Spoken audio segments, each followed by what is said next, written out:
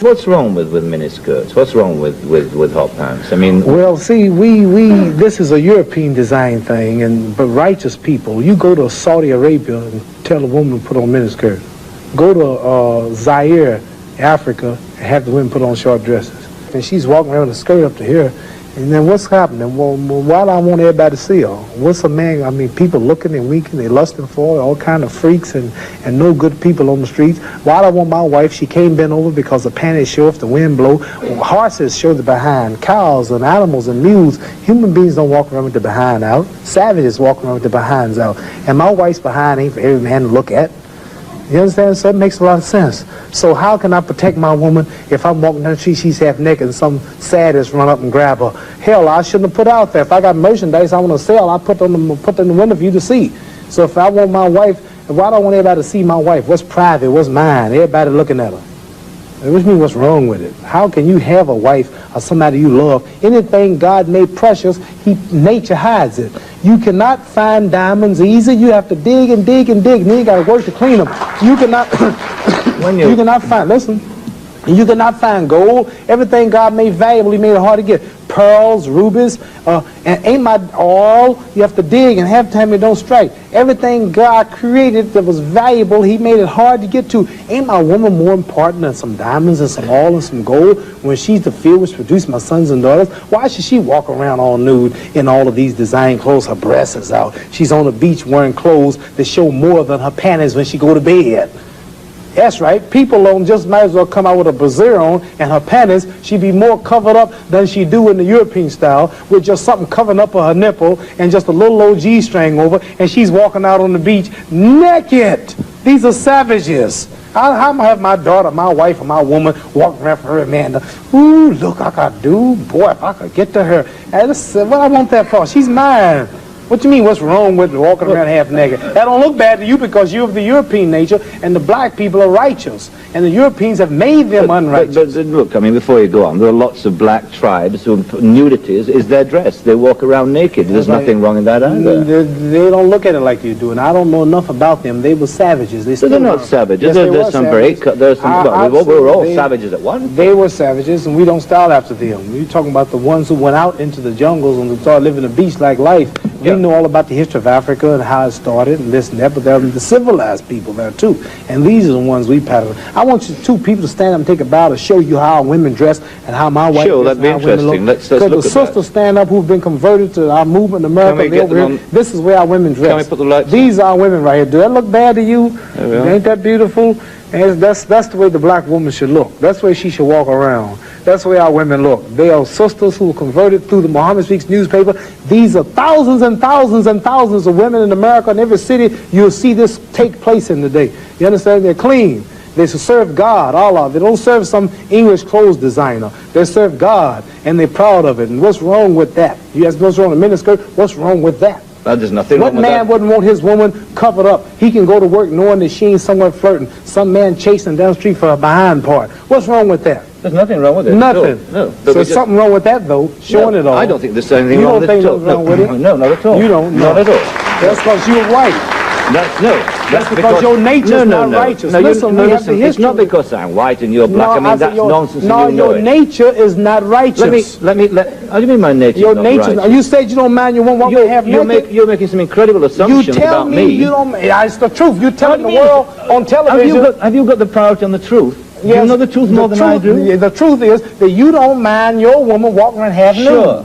Sure. You don't mind it? No, of course not. Well, then that means you're not righteous. But look, let me put a point to you. Half nude? Let me put a point. And you're a Christian too? Let me put it. No, Christianity shouldn't even back I'm in fact a non-believer, if it comes to that. Oh, well, now I understand why then. You're a non-believer. No, I'm sorry. Not at all. I'm sorry, you're a non-believer. You can't say just if you're a non-believing God, then I understand why you don't care about morals or nothing. I believe in my own kind of God, like a lot of people do. Right. I believe in some kind of being. God created man in his own image, but you made God in your own likeness. Well, that's, I mean, we can all quote cliches like that. But let me put a point to you from a book written by a friend of yours. I'm serious. I've never hit a man on television. Were you all feminine? I might go to jail, but I don't care. You feminine? I'm serious. let me put a you suffer from Parkinson's syndrome. There is, the damage to your brain has not affected your mental capacity at all. It hasn't. I hope not. You hope not? It has affected your movement. It has affected your speech. It has affected your facial expression, but it has not affected your mental capacity. Does it bother you when you hear people say, as they do, Muhammad Ali's punch drunk? No. I didn't drink that much. Does it bother you when people say, no, you know, you should have gotten out earlier, you're no, sick as a no. result of the punches? Don't mind. If I thought if I did, I wouldn't come on the show.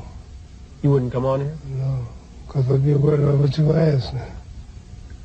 When you look at the old pictures of the fast-talking, fast-moving... You show me a picture of me. You show me a picture of you and myself, and we look much younger then. Things change. Does your present condition upset you? Does it bother you? Only a trial from Allah. God tries you in wealth, tries you in pain, tries you in failure, whatever. So I don't know what He's in store. You view this as your trial then? Yes. How are you passing it? The success, Are you matching the trial? You up to the challenge? I'm doing it right now. Coming on your show, facing you. Make it sound so hard to do. And I started not come. Why? Because I realized I'm not healthy like I was. I realized you'll ask questions like you're asking.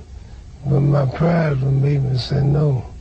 But in the Holy Quran, it says if you got 1 ounce of pride, you can't enter paradise. So it scares me to think that I'm too proud to do your show because of my condition. A short, choosing right to the core. Lifton goes down. The numbers and tapes can only hint at the greatness of Ali. He was an Olympic champion. He won 56 pro fights. He commanded the first $1 million purse. He won the heavyweight title, a record-setting 3 times.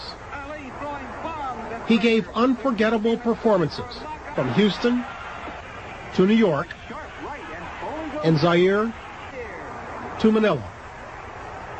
But those days, Ali claims, no longer concerned him. See, I've conquered the world. I've had all the fame. They said the world most known man, made money. And did you know 25 years is over that quick? So that tells me there's got to be a God or something better than this. You telling me you didn't enjoy it? I thought it did. It's only an illusion. You think about your own death much? 5 times a day when I pray. And see, this life is short. This life is a preparation for the eternal life. I might die tomorrow, I might die next week. I don't know when I die. Muhammad, I'd like to know what you're going to do when you retire from boxing. When I retire from boxing, I really don't know. I want to say something right here. You all this might make you all think. Get ready to meet God.